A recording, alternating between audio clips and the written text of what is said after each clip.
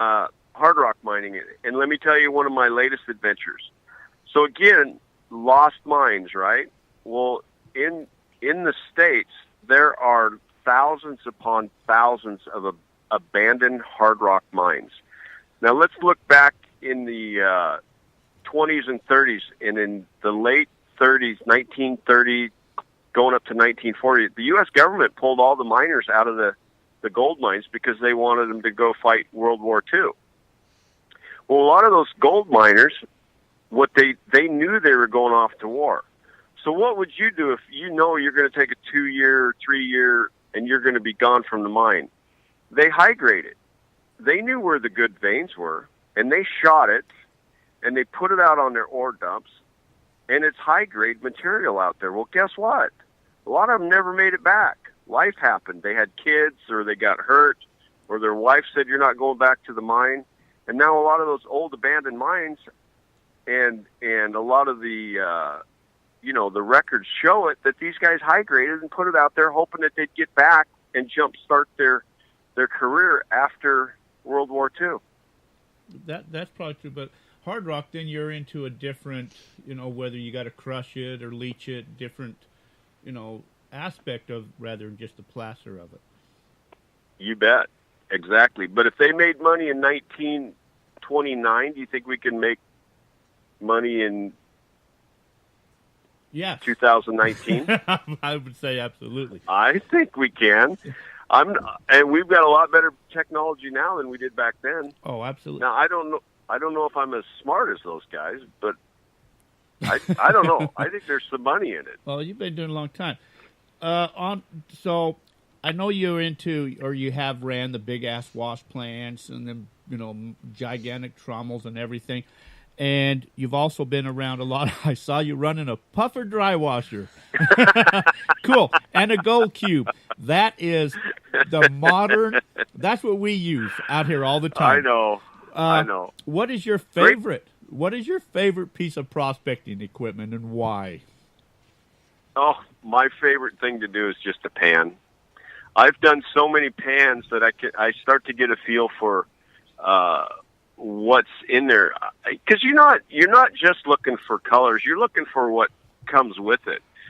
For instance, if I've been in places where I might have 15, 20 colors in the pan, but it has a pound of black sand, or it's loaded with hematite or magnetite, and I'm like, holy smokes, man, this is going to take a special setup to pull all this other stuff. For instance, when we were in Carmax, I was mining with Freddie Dodge. Right. In Carmax, there was so much magnetite that it would lock up our box within a couple hours. So for me, my favorite thing to prospect is just the pan. I throw a pan in the ground. I start poking around. I've got a pretty good idea where, the gold sits, and then I just get a shovel and a pick and pull some pans. And then and then after that, I go to the second step. I'll bring in a small wash plant and run a little bit bigger bulk sample. And then if it's still good, then I'll, get in a 1 or 2 or 3 or 4 or 5 yard an hour plant and just see what we come up with. So you sample first. You believe in the sample rather than just throwing your equipment and go for it. You like to sample first. I know what you're referring to, and yes, I do. I do like to sample. And that's what I did all summer, or for 2 summers, for the group of investors. I was just sampling and I had to prove. I didn't have the luxury of just saying, we're going to mine right here. I had to prove, beyond a shadow of doubt, that we can, not only is there gold there, but that we can make money at it. And it's different. If I'm gold mining in Arizona, I can do it. I mean, I don't need $30 an ounce or $30 a yard. I could do it for maybe 15 or 20. Now I go to the Yukon. If you looked, that first place I went to in the Yukon, up the Yukon River, I needed $40 or $45 a yard to make it pay up there because everything is so extreme. So KC could pulse right here because KC is okay, so let's look at the hassles and the things they went through to lower the dredges down. Somebody did ask a question, have you ever been dredging?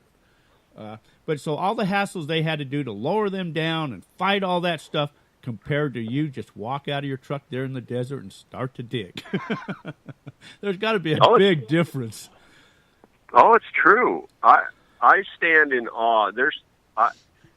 As I follow the dredges, as I follow the old timers, I stand in awe. I am humbled at times when I'm in a remote area and I see the work that was accomplished, whether it was with a shovel or an old steam shovel or an old dredge, and the technology that they had and how innovative they were. I mean, all they had was steel and wood. And so, yeah, I'm the same way. I never take it for granted. I don't take it lightly. I honor and respect the profession of mining because there's so many people that have gone before me. And that's one of the things I wanted to do with my new show is to honor and respect miners, whether past, present, or future. I want to, show that this profession with respect. So, Jack, I got time for one more question, and then I got to go make my wife happy. It's her birthday party with her family. So if you get me in trouble with my in-laws, no, it's we your don't fault. want to do that. Let's see.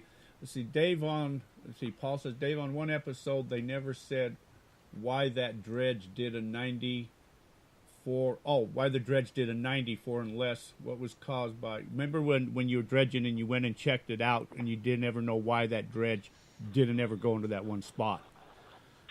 It was because that was right in the years when they started to, how would you say it? It started to become more law that you can't cross over claim lines. On a big deal like that Gold Creek in Virginia City, right? What happened was the big companies just they would just take over and they would force people out of their claims or they'd run over on the claims. Well, in Virginia City, there was enough mining going on that we believe that somebody enforced that dredge company that they could not cross that claim line, and somehow they forced them to honor them. Because if you go up into the Yukon, some of those dredges, they didn't care.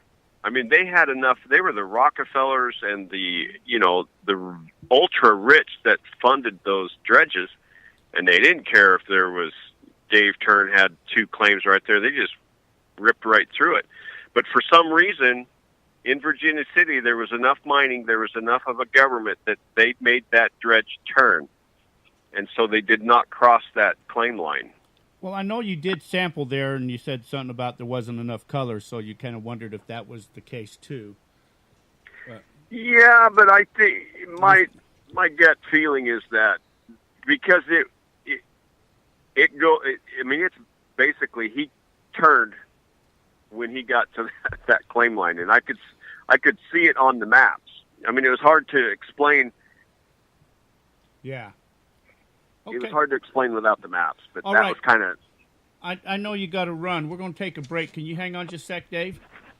Okay. And we'll be right back, folks. Gold pans have been around for hundreds of years and basically have never changed until now. The Gold Claw pan is much more than just a pan. A true gold panning breakthrough. There's a reason why most professional gold panners own a Gold Claw. Get to the gold faster. Simply just shake and tilt. The Gold Claw is not like any traditional gold pan. They're lightweight, easy to store, and backpackable. They're there when you need them. They come in several different colors, a large and even a pocket style. So give them a try, and you'll see why it's truly a breakthrough in gold panning. Join the Gold Claw family. Check them out on the internet at www.goldclaw.com. So remember, it's just shake and tilt. You can listen to all past shows on your mobile device or your computer by downloading the free app iHeartRadio. Catch all the shows on iHeartRadio. I'll check it out. Well, Dave, we appreciate you hanging with us. I know you got other commitments, and we've got other stuff that we'll talk about. We got some questions, though, that we're going to give away some good stuff for those that's been listening to the show. Dave, I wish you a lot of luck with your show. Thank you. And a lot of success, and maybe once that show airs, we're going to get you back on here where we can spend more time with you. Sounds good. Thank you, Jack, and tell all your viewing and listening audience that it's April 5th. Tell all your friends on Discovery Channel. Post it on our Gold Fever page, will you, on Facebook? Sounds good. Hey, thank you, Jack. Thanks, Dave. Take care, man. Thanks, Dave. All right. Okay, bye-bye. Thank you. Okay.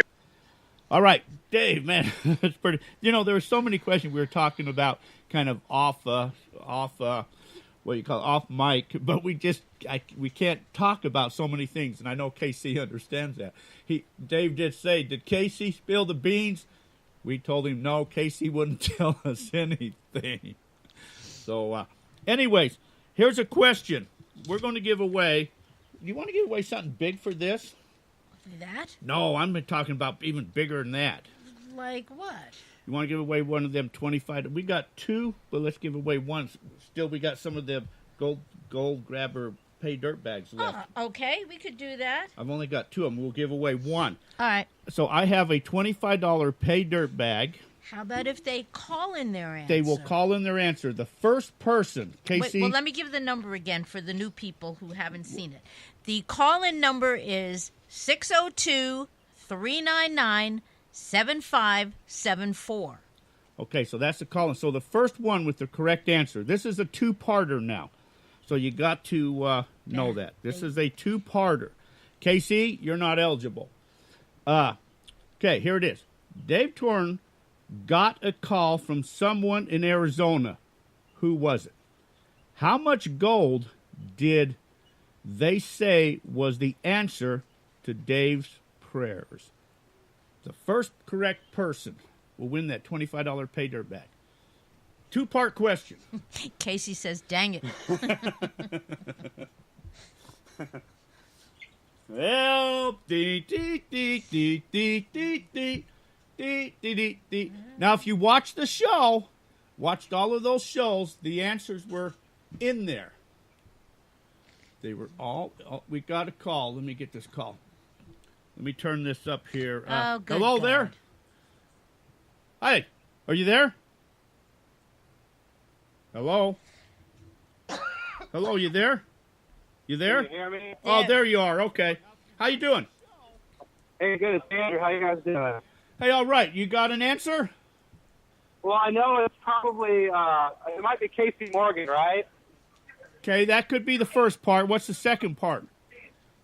I really don't know the answer to that. I mean, it was Lincoln's goal that, they had sent him over some soldiers here to Prescott Valley to protect it. And he said there's some pretty good gold out there. I mean, I just don't understand the second part. Second part was, how much gold did Dave say was the answer to his prayers? Like 10, 20, 30 flicks per pan? Is that what the answer could be? Dollars? Nope, that's not it. Okay, let's take another call. Okay, we'll have to take another caller. The next caller. Okay, thanks. Okay, so everybody gave away the first part of that answer, so everybody knows the first part of the answer, so if somebody can come up with the second part of that answer. Well, this phone's ringing. That's the other phone ringing. I don't know why that's ringing for. Maybe that's Dave calling back. He has the answer. Anybody know? I know. I know you know. Can I win? Oh, we got another call coming in. Incoming call. Right. Let me see if I can answer it. Hello? You got an answer for me? Hello? You got KC and 50 flakes? 50 flakes is incorrect. But hey, Okay. thanks for calling. I'll give you a hint. It was in the ounces. All righty. Thanks. Bye. Okay, anybody else? Hello? You got an answer for me? Okay, anybody? Oh, how come? Oh, the other phone's ringing again. Is that what was? Let me see. What is Dave's number? Maybe is that Dave calling back? Where did I put his? Dave's number was 503 something.